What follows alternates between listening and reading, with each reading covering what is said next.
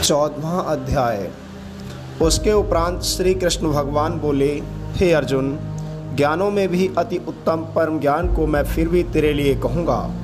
कि जिसको जानकर सब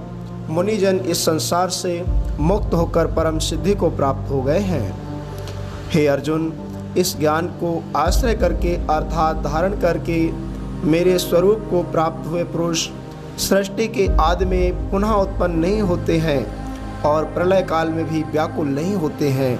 क्योंकि उनकी दृष्टि में मुझ वासुदेव से भिन्न कोई वस्तु है ही नहीं। हे अर्जुन, मेरी महत ब्रह्मरूप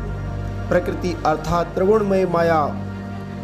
संपूर्ण भूतों की योनि है, अर्थात गर्भाधान का स्थान है,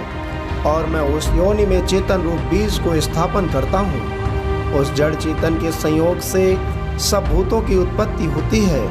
हे अर्जुन, नाना प्रकार की सब योनियों में भी जितनी मूर्तियाँ अर्थात शरीर उत्पन्न होते हैं, उन सब की त्रिगुणमयी माया तो गर्भ को धारण करने वाली माता है, और मैं बीज को स्थापन करने वाला पिता हूँ। हे अर्जुन,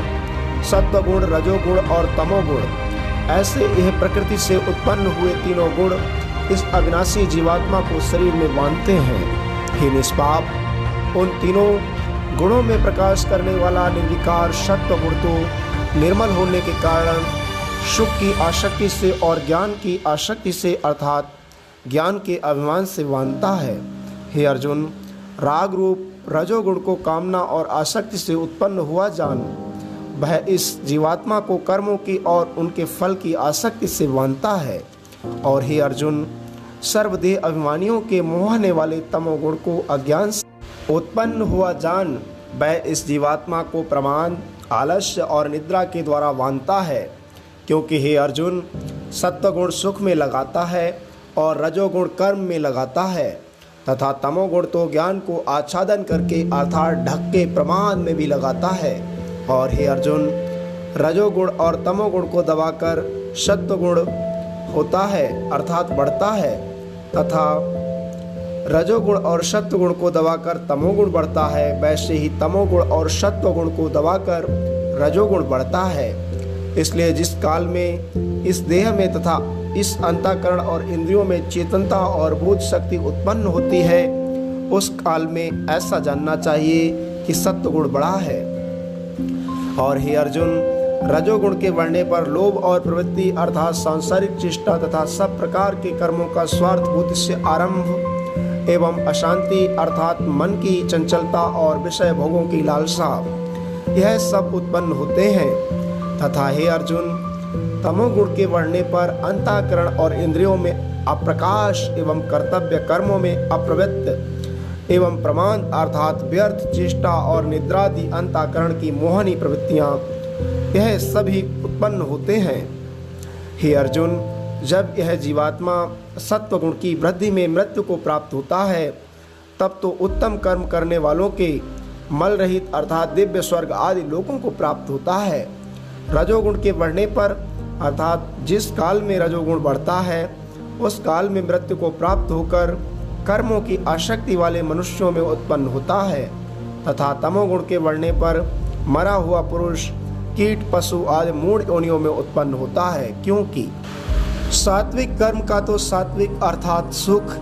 ज्ञान और वैराग्य आदि निर्मल फल कहा है, और राजस कर्म का फल दुख एवं तामस कर्म का फल अज्ञान कहा है। सत्वगुण से ज्ञान उत्पन्न होता है और रजोगुण से निसंदेह लोभ उत्पन्न होता है, तथा तमोगुण से प्रमाद और मोह उत्पन्न होता है और अज्ञान भी होता है। इसलिए सत्वगुण में स्थित हुए पुरुष स्वर्ग आदि उच्च लोकों को जाते हैं, और रजोगुण में स्थित राजस पुरुष मध्य में अर्थात मनुष्य लोक में ही रहते हैं। एवं तमोगुण के कार्य रूप निद्रा, प्रमाद और आलस्य आदि में स्थित हुए तामस पुरुष अधोगति को अर्थात कीट पशु आदि नीच योनियों को प्राप्त होते हैं। हे अर्जुन, जिस काल में दृष्टा अर्थात समष्टि चेतन में एक ही भाव से स्थित हुआ साक्षी पुरुष तीनों गुणों के सिवा अन्य किसी को करता नहीं देखता है, अर्थात गुण ही गुणों में बरतते हैं ऐसा देखता है, और तीनों गुणों से अति परे सच्चिदानंद घन रूप मुझ परमात्मा को तत्व से जानता है, उस काल में वह पुरुष मेरे स्वरूप को प्राप्त होता है तथा यह पुरुष इन स्थूल शरीर की उत्पत्ति के कारण तीनों गुणों को उल्लंघन करके जन्म, मृत्यु, वृद्धावस्था और सब प्रकार के दुखों से मुक्त हुआ परमानंद को प्राप्त होता है। इस प्रकार भगवान के रहस्ययुक्त वचनों को सुन अर्जुन ने पूछा कि हे पुरुषोत्तम, इन तीनों गुणों से अतीत हुआ पुरुष किन किन लक्षणों से युक्त होता है और किस प्रकार के आचरणों वाला होता है, तथा हे प्रभु, मनुष्य किस उपाय से इन तीनों गुणों से अतीत होता है। इस प्रकार अर्जुन के पूछने पर श्री कृष्ण भगवान बोले, हे अर्जुन, जो पुरुष सत्व गुण से कार्य रूप प्रकाश को और रजोगुण के कार्य रूप प्रवृत्ति को तथा तमोगुण के कार्य रूप मोह को भी न तो प्रवृत्त होने पर बुरा समझता है और न निवृत्त होने पर उनकी आकांक्षा करता है, तथा जो साक्षी के सदृश स्थित हुआ गुणों के द्वारा विचलित नहीं किया जा सकता है और गुण ही गुणों में बरतते हैं, ऐसा समझता हुआ जो सच्चिदानंद घन परमात्मा में एक ही भाव से स्थित रहता है एवं उस स्थिति से चलायमान नहीं होता है, जो निरंतर आत्मभाव में स्थित हुआ दुख सुख को समान समझने वाला है तथा मिट्टी, पत्थर और स्वर्ण में समान भाव वाला है, तथा जो मान और अपमान में सम है एवं मित्र और बैरी के पक्ष में भी सम है, वह संपूर्ण आरंभों में कर्तापन के अभिमान से रहित हुआ पुरुष गुणातीत कहा जाता है। और जो पुरुष अव्यभिचारी भक्ति रूप योग के